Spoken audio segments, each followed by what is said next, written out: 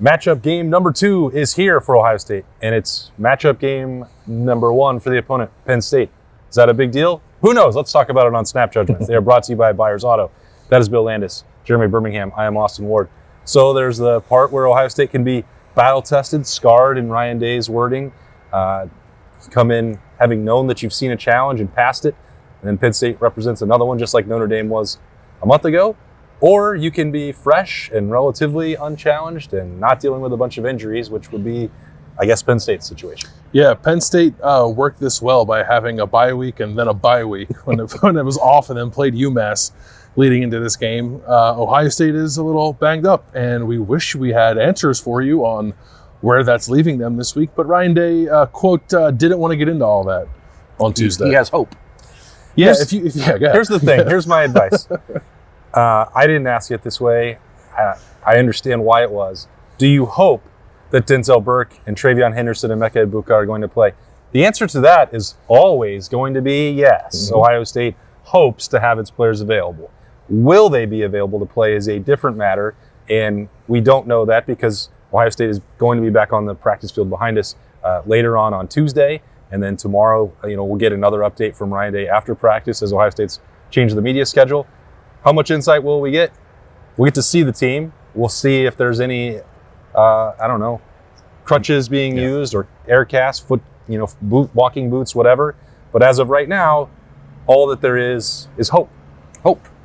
Do you guys think that it seems like there's a desire amongst people to compare Penn State to Notre Dame and almost make them like the same type of team, which is not something I would have thought heading into the season that would have been an apt comparison. I think Penn State's defense is maybe a little bit more dynamic, and maybe Notre Dame's offense is a bit more explosive, maybe. But do you see like these teams are similar, and do you see this matchup similarly? I think, well, unless Penn State's going to come out this week and do something drastically different on offense from what it's done this year, I think the offenses are fairly similar in terms of like running the ball, holding the ball, not really throwing it down the field all that much, efficient passing, like no receivers that really scare you, like more tight ends and running backs kind of stuff. Like I think that is similar. I think Penn State's defense is very different than Notre Dame's. Notre Dame's is like stout and physical, and Penn State's is like fast and athletic and wants to terrorize you. I think they want to go about things a little bit differently. So I think that the challenges, I guess, are the same in terms of degree of difficulty, but I think the way that Ohio State has to go win this game is probably a little different than it had to go win the Notre Dame game. It seems like it's a very different approach that needs to be taken by Ryan Day's offense this week and Jim Knowles' defense this week, because I think we've talked about Penn State and their lack of explosive plays and all that stuff, that you should think that the way that Ohio State has played defense suits that fairly well. You keep guys in front of you, you get stops and move off field. Penn State, very good at getting their defense off the field on third down. Ohio State has not been good at, I think the Buckeyes offense needs to be more aggressive to counter what Penn State does, but the defense maybe needs to be conservative to make sure that Penn State doesn't break those long plays this week. So it's kind of a weird week. Yeah, well, first of all, we probably wouldn't be asking that question at all if Notre Dame hadn't just did what it did to absolutely pick apart USC on Saturday and remind the world that, hey, that was a pretty good football team despite the loss for Notre Dame at Louisville and the slog a little bit against Duke. Like they're very good and they're very talented. For me, maybe that's recency bias playing into it. I think Notre Dame on the road represented a bigger challenge, but I do think that the blueprint is more similar to this game than maybe you think right now, Berm, which is like the ball control part is really similar. Penn State is going to try and use the same style offensively that Notre Dame did and had success. And we'll see if their offensive line and those running backs are able to meet the challenge or not. They haven't been very explosive really at all. That stat is I've started bringing it up last week, and it'll probably people will be really tired of hearing it by Saturday at noon. But this is not a Penn State attack that makes its hay by throwing haymakers. And Drew Aller, I think, is probably, not equipped, hasn't been in this moment the same way that Sam Hartman has. So I don't think Ohio State's defense has to change anything from the Notre Dame game, stylistically. And offensively, I'm not sure how different it is either. The best part of Notre Dame, they had one really good corner and they were able to generate, pressure up front. So I think that these are very similar games, and that doesn't mean every inch of it is identical, but I do tend to buy that a little bit more than I would have thought.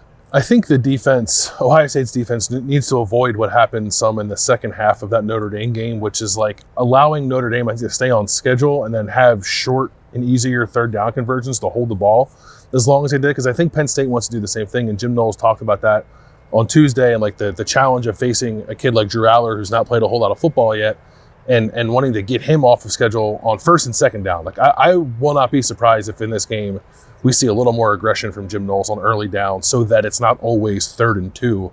Because then on like 3rd and 8, I think you can play a little, not passive, but just like play back a little bit, play at the sticks and try to stop them there. Because if they get into a situation where it's a lot of 3rd and shorts, like that's where this defense has had issues, because those plays are hard to stop.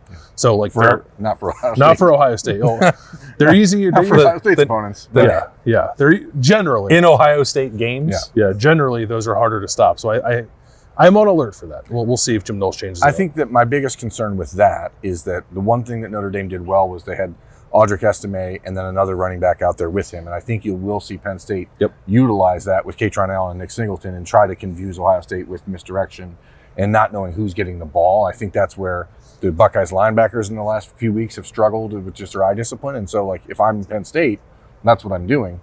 And then you see how Ohio State will adjust. But today, I thought that Ryan Day seemed very, focused. It was not a lot of grab-assery in that room today. It was a very... Not tight, though. Yeah, not I don't think he was some people in the YouTube comments said he looks scared. I think he looks tired. Scared? I think he looks tired, but I'm not sure that... I mean, he sounded like what I'd want him to sound like heading into this game. It wasn't the, completely buttoned-up rivalry version of Ryan Day. So, he's... And I mentioned this previously, maybe on Saturday, I don't know that you necessarily want him to ever recapture that. It didn't seem like it was healthy for him or the program to be that way. It trickles down. So I think that there has been some adjustment in the way that he's leading this team, the way he's carrying himself on the sideline. Now, it erupts at times, and I don't think that the intensity part is a problem. That stuff right before halftime, I think the head coach needs to do that. But if you're going to build a foundation of tough love, you should be able to dish that part out and make corrections with that. So I had no problem with that. And sometimes we make too much out of the mindset on Tuesday, but considering everything that we watched from him last year and some of the weeks where it was I have to be as serious as humanly possible, even in front of the media for 30 minutes, that was a troubling sign that I think wound up paying off at the end of the year in a negative way for Ohio State. Yeah, I didn't pick up on that at all today. And he also didn't say, now he wasn't, I guess maybe he wasn't asked the question that would lead him to say this, but he didn't say the thing where this is going to be a tight game. We gotta be tough. We got to win the line of scrimmage. And that, what does that mean? It means nothing. But when he said that in the past, they have played that way on Saturdays and it's not been good. He said it's going to be a 4-quarter game. And when they get to the fourth quarter, they're either going to be winning, tied, or losing. Right. Yeah, that's true. That's also true. That's true. Without question. Yeah. If you learned that. Yeah.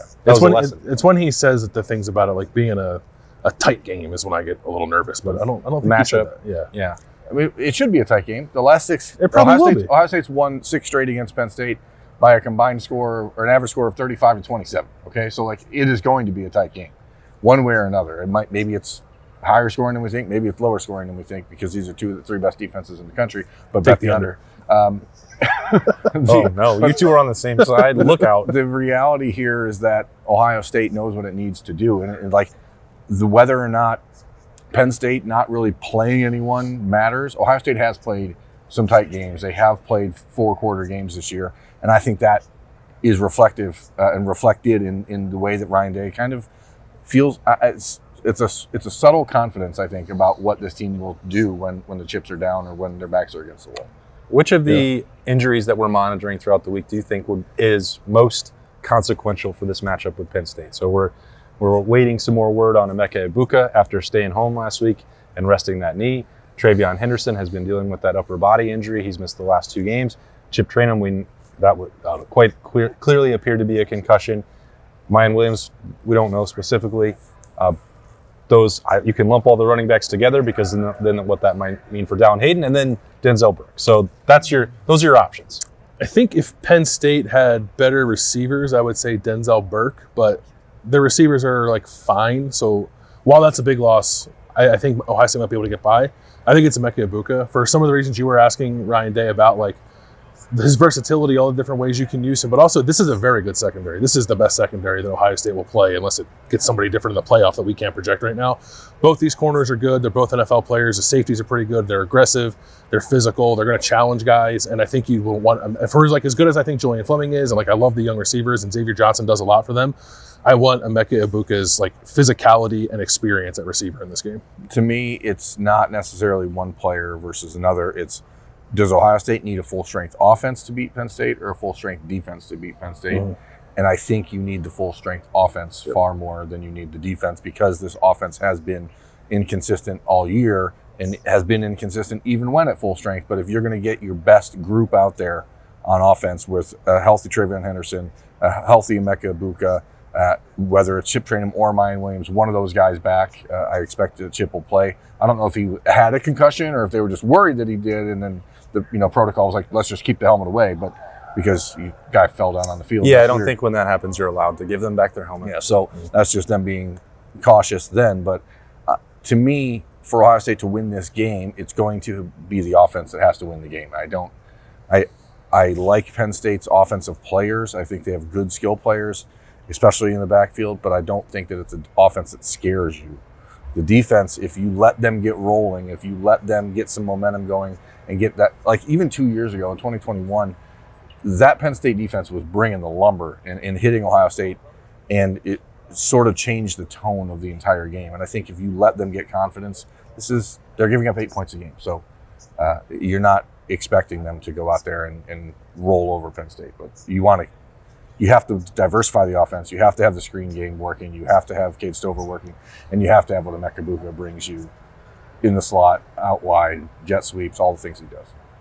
I think on Saturday when it happened, or when Denzel Burke was being helped to the locker room, and then on Saturday, my initial reaction was, well, this is the guy that I think has been the most important piece of the Ohio State defense. Like, that's a big deal because of how important the Penn State game is. But, we'll see what happens. If there is another gear for Penn State to tap into in terms of downfield passing, we have not seen that to this point. So if that is a trend, and there's a half season now to look at, and against opponents where they should have been able to take more shots and succeed more down the field, both with the rushing attack and their passing game, I don't know that I'm as concerned about the Denzel Burke part. It's better for Ohio State if he plays 100%, but I do think I agree with you both that I'm now in a headspace where Emeka Egbuka is the most important difference maker. Penn State's defense, in my opinion, is far superior to their offense. So they're going to try and make things difficult, and you want to have not just the full complement of weapons available if you can, but he is probably the most versatile and flexible out of all the weapons that Ohio State has. So that's what you'd want, especially if you're going to be dealing with a pass rush and need to get creative and get screen games and things like that involved. And I think, too, to help Marv, right, because if Emeka's not out there, I think Penn State's probably comfortable taking its chances, leaving everybody else one-on-one. And if Emeka's there, maybe that's different calculus. I mean, we saw that against Notre Dame. I mean, it was Emeka Egbuka who was the guy that Kyle McCord kept going to when they needed a big play. And it was because Notre Dame, with Benjamin Morrison and safety help on him the entire game, it made it a very difficult task to get the ball to Marvin. So I think that's going to happen regardless of whether or not Emeka Egbuka plays, because they're going to try to just pressure McCord with the linebackers and keep Marvin bracketed. But you're going to need that guy out there. He's your most reliable receiver. He's been the most reliable receiver this year. I don't think he's dropped 3 balls in a game. Speaking of which, that guy, Marvin Harrison Jr., working out on a Tuesday afternoon behind us, not on the Monarch. A little change. He and Reese Stockdale throwing tennis balls. Well, that's why he's dropping them. He's playing with the wrong balls. Well, he had been using the Monarch, Bill. Oh. He's changed it up. Maybe, narrow the focus, tighten the grip. I don't know. If you say so. That makes sense, doesn't it? Yeah. That's why he's doing it. Sure does. Sure. Quit laughing. Okay. What about the Dallan Hayden conversation to finish up with those running backs? Like, it seems like the emphasis has shifted to not ball security when the ball is in his hands, Ohio State being very confident. It is more of an issue of pass protection, it seems to be, with putting him in the game. You have a solution for that, though, I believe. Yes, when he's in the game, just hand him the ball. Or don't ask him to block. Send him out on a route. He is not as good of a pass protector as Mayan Williams and Chip Trainum. I think anyone who watches Ohio State play sees that. we're not talking about pass protection. We're talking about efficient rushing of the football, and Dallan Hayden helps them with that. So I don't know. I understand the pass pro is important, especially in a game like this where they're really going to come after you.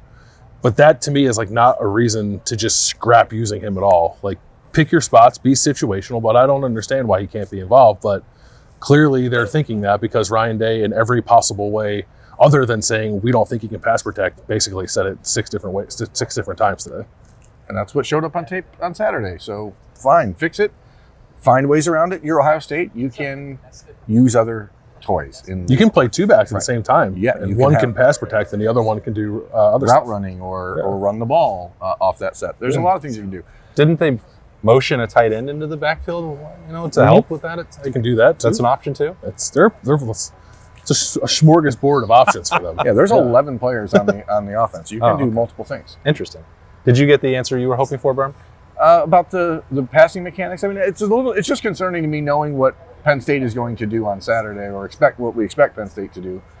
I want to see your quarterback, if you're falling back and throwing the ball off your back foot, you either need to have more zip on it, or you need to get rid of it a little bit quicker, because there were multiple times on Saturday where I thought that the ball that Kyle had thrown would have been intercepted against a better defensive back, and Penn State has better defensive backs. So it was expected to, they did blitz at what, Bill? You said like almost 80%. 77% of the almost time. 80% of the time. So you know that you're going to be forced to quickly adjust and read and react, but I think that there's better way. A quarterback, in my mind, when the blitz is coming like that, unless it's straight up the gut, you need to be stepping up and not falling back. But I'm not an expert. I just want to see the guy I want to see confidence out of McCord early in this game, and Penn State is going to do everything they can to stop it. Against Purdue, when you drift back 13 yards and chuck it in you have Marvin Harrison against whoever Purdue's corner was, fine, you're going to win that a lot of the time.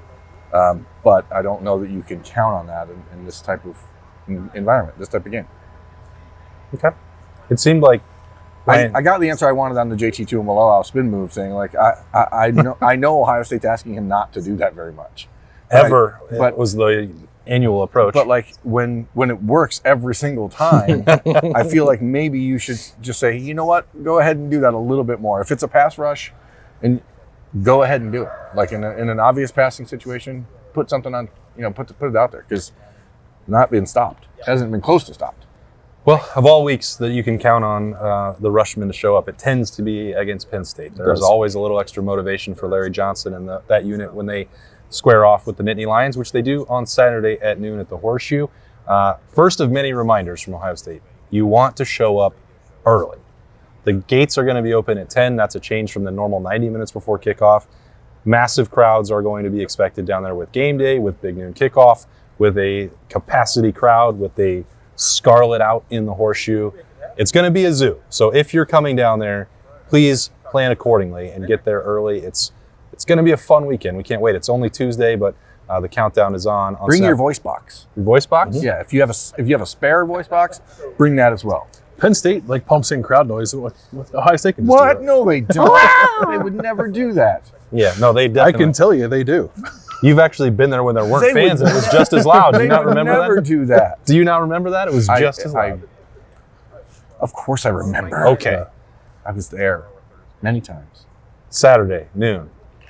Ohio State, Penn State. One day closer with a Snap Judgments brought to you by Buyers Auto in the bank. That's Bill Landis and Jeremy Birmingham. I'm Austin Ward. We'll talk to you later.